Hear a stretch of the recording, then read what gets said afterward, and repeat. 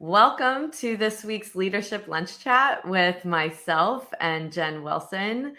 We have taken a 2-week hiatus and happy to be back with you and talking about all things leadership and issues that we have seen come up over the last few weeks as we've worked with organizations and trying to help them move forward in this world. So what we were going to start off with is talk about a survey that Jen's team did and our observations of not only those results, but also what we're observing as well that could be the things that are leading to what we're seeing as those results as well. So Jen, did you want to get started?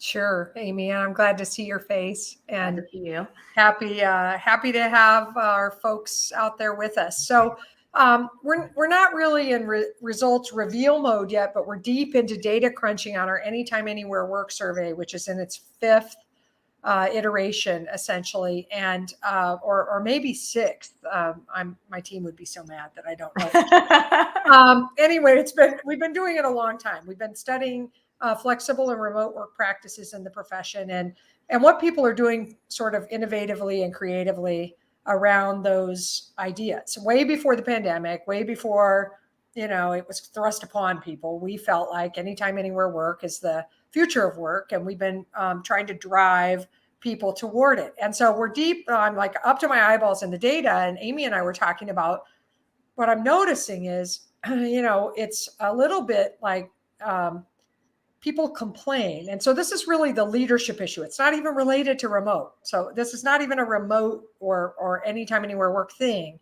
This is just what we as leaders do and what Amy and I are observing when we're talking to firms. And that is that there's a lot of complaining about what's not working.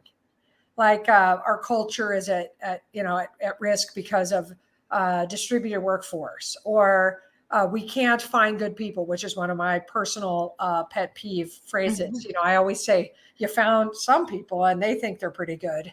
Don't say that. It's such a hopeless statement. But we can't find good people. We're not able to get the work out. Whatever it is, whatever the trite. It's just a profession, and it's the way that it is. Yes, and it's just getting harder and harder, and it's work compression, and gosh, I don't know. Maybe you and I are going to have to like write a blog together of all the one-liners. They're like one line, and they're kind of usually said decently whiny, fairly fed up and grouchy, and I would say more grouchy than whiny. it depends on the person, but yes, I agree. And so like I get those things and I don't dispute them, right? So I'm not going to dispute these issues exist. But what frustrates the holy heck out of me is that people aren't taking the actions necessary to try new things, first of all. So, okay, the same old thing over and over again is producing a terrible result now. It doesn't work. So Right. what are you doing that's new and different and innovative? What are you going to try instead? That's my number one question. And right behind it is, how can you like reasonably show up with a persistent complaint and look yourself in the mirror and allow yourself to keep complaining about it and recognize your people are listening to this, and every time it gets said, it's like increasingly hopeless, like it'll never get solved. Right. And so as I read the results of this survey, there was a lot of surprising stuff that people are not doing. And so I just feel like, why? Why? Yeah. Well, and I think part of it too is there is a self-fulfilling prophecy that happens where I don't really want to go through the effort of change and what would need to be happening. So what happens is we actually deceive ourselves to say we want to do something. And usually that's our first gut instinct. Is our first gut instinct tells us the right thing we need to do. But then we'll come up with a bunch of reasons why we can't do it. we can't do it because we've tried that before. We've asked people before and that's not what they want. Or I've tried to push this through and no one helped me with it. Or it's just the profession and the way that it is. And the thing is, we're constantly in a world of change. And so even if we tried it last year, maybe people weren't as open to it last year as they would be this year, because there's different things that have happened in the world, different things we've experienced in our careers and our jobs that make people open to it. And so I find that a lot of excuses and this, not to shift the discussion, but happens all the time about pricing and sales, is like, my client would never pay that. Well, you never asked your client. You never told your client to charge that amount. You really don't know if the client would never pay that. You're just uncomfortable with the conversation. And so this is really kind of the same thing. Same. Is the effort that I would have to put in, is just too much. And so we have to be really honest with ourselves of why we're not doing something, because what happens in this environment is, if we surface all these issues and the complaints, and to your point, your staff is hearing it, but there's no action taken, people lose their faith that things are going to change. And so that's when we start losing people in the firms or in our organizations, because they wanted to believe you. They wanted to believe that you heard them, but the work is too much. And so there's something in the technology world that a lot of times I don't see in the people world of leadership. And that is, when technology innovates and changes, there is customer research and they go out and see, is this a viable thing? But then there's a portion of that you have to temper to say, no one's ever experienced this before. So if you go back to Apple with the iPhone and you tried to tell people, well, you would have all of your computer and your email and everything on your phone, at the time, people would be like, I don't want that. But they never experienced it. And so this is kind of the same thing, is that if I go tell my staff I'm going to change all these things and people are like, well, I don't know, do we really need it? And the partners are going back and forth, do we really need it? You've never experienced it. You actually don't know. So you've got to create little tests, not saying that you're completely in bed with it yet, but to test offshoring, to test automating a certain process, to test these things and do it as research, and then say, does it have legs? Do we like the experience? Is there a way that it can improve our lives? And then decide to roll out. But I think every time these discussions come up, it feels like it's so big and I've got to change my entire organization, but I don't have to start there. I can start small and start rolling it out. Right. And we call that piloting.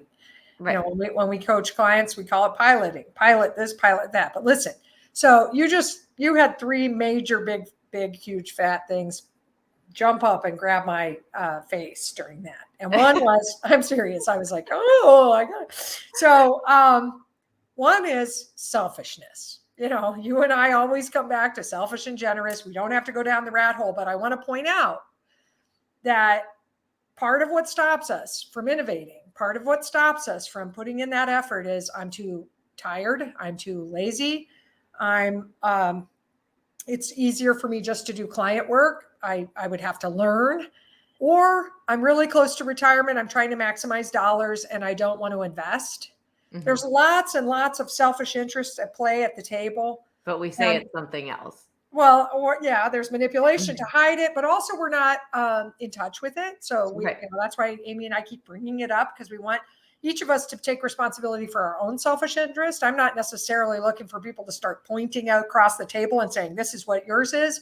It's more like taking responsibility for my own and expressing it authentically and honestly at the table so that we can figure out what to do with that. That's part of what's stopping us from innovating, is this selfish interest at the table, unexpressed and unresolved.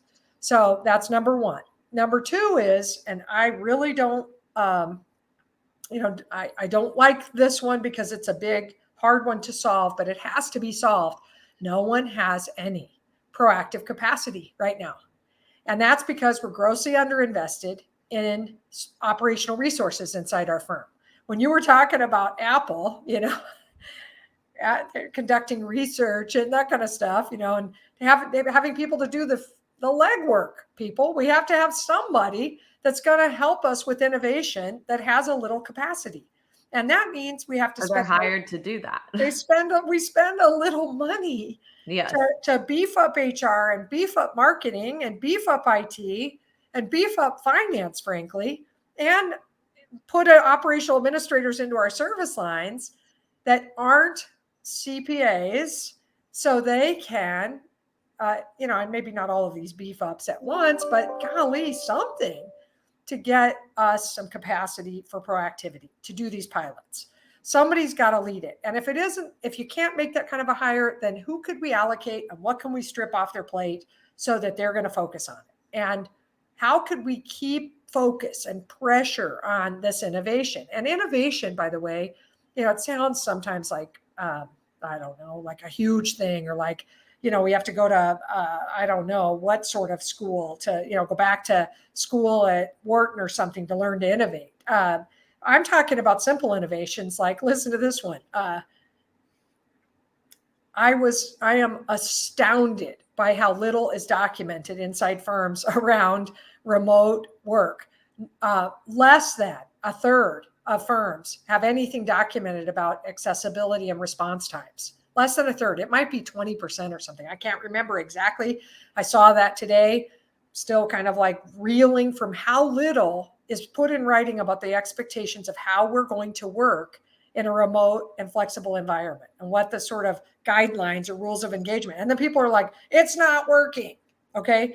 Less than a quarter of firms, Amy, get this one. This is sick. Less than a quarter of firms assign a shepherd, a person, a one-to-one person for their remote people. Mm-hmm. So their remote people have no tether. Right. There's no responsible person or tether back at the firm. And then they're like, our remote people are out of the loop. We don't know what they're doing. The remote people are complaining, I know nobody ever thinks of us, Right. Assign a shepherd. And so listen, I bring up this one because it's innovation. All right. How hard is it? Right. How hard is it to name a responsible party, the tether for each, 1-to-1 ratio of that to our remote or hybrid people, and then put a little 5 bullets of what their responsibilities are and put it out there and say, here's the shepherds and here's the people they're responsible for.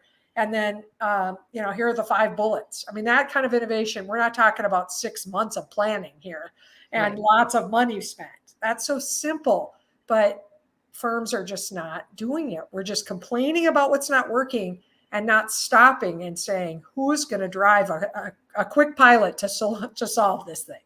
Yes. Yeah. And it is an overwhelming thing with this anytime, anywhere work right now, is that no one's defining it.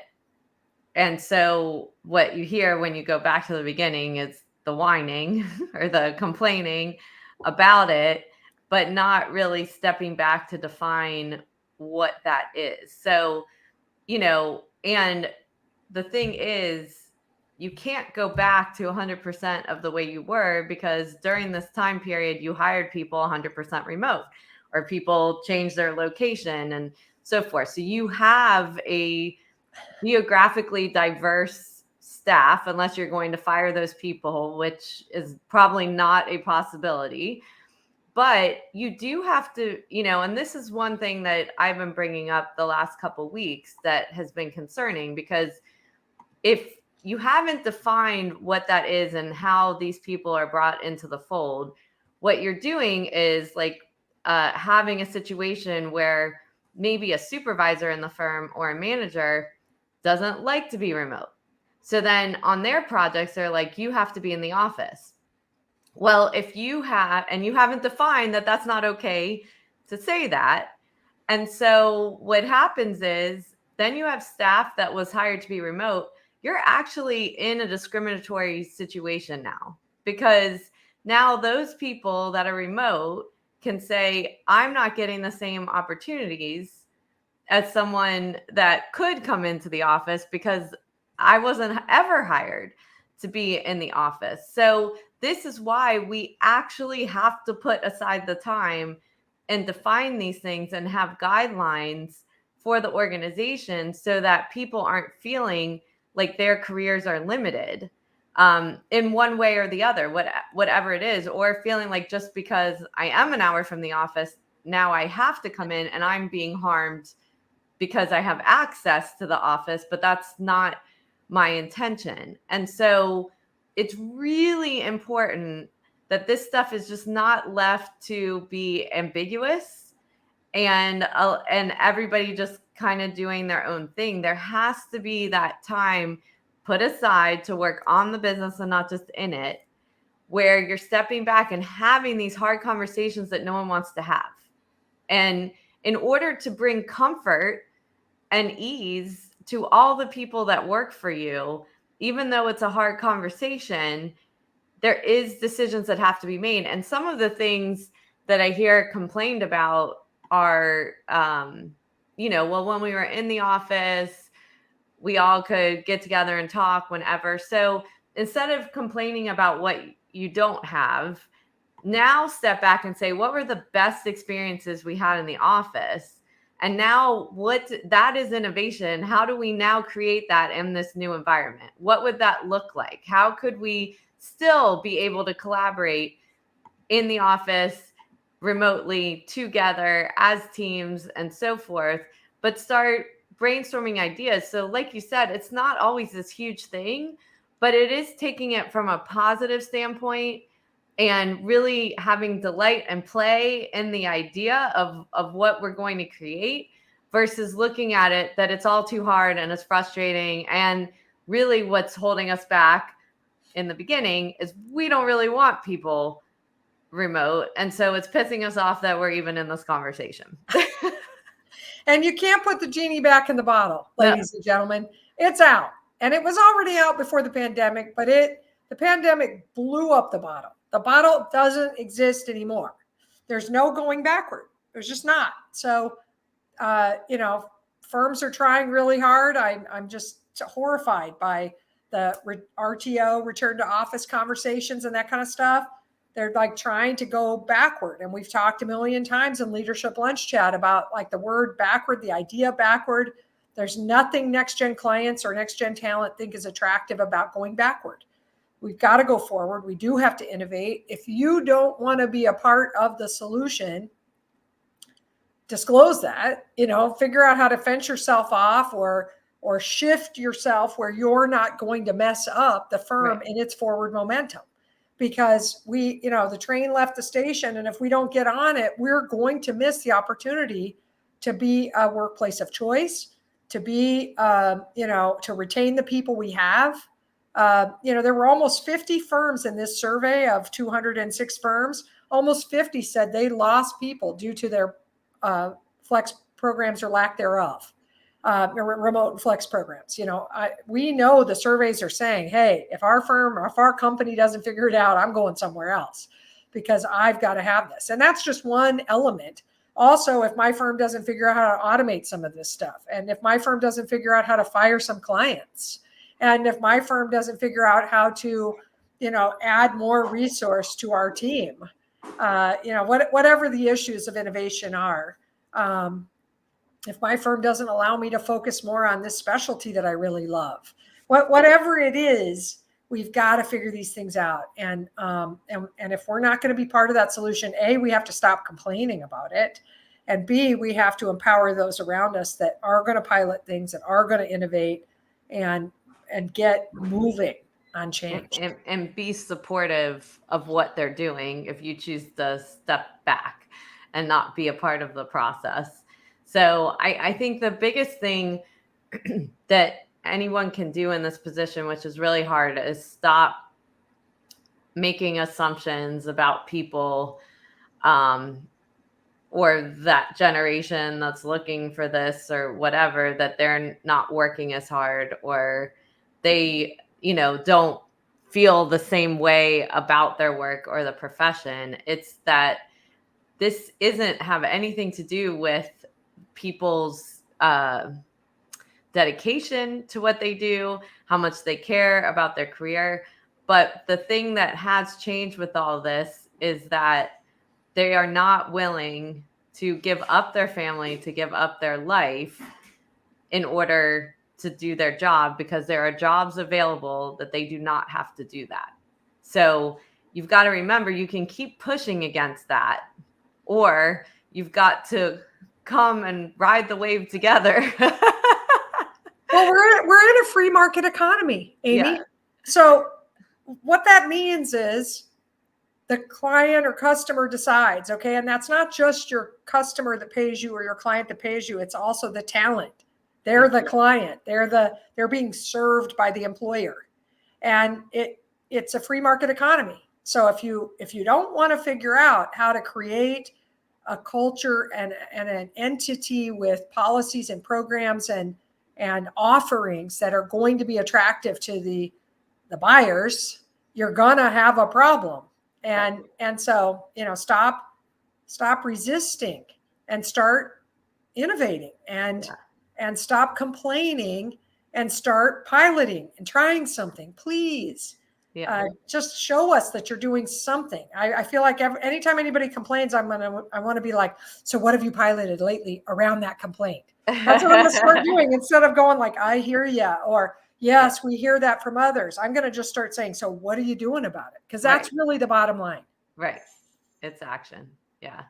Well, thank you for another great conversation this week. And to everybody else, if you have comments or suggestions of what you would like us to talk about in upcoming Leadership Lunch Chats, please feel free to message us and we will take it into consideration in upcoming weeks. So again, thank you, Jen, and have a great weekend, everyone. Bye all.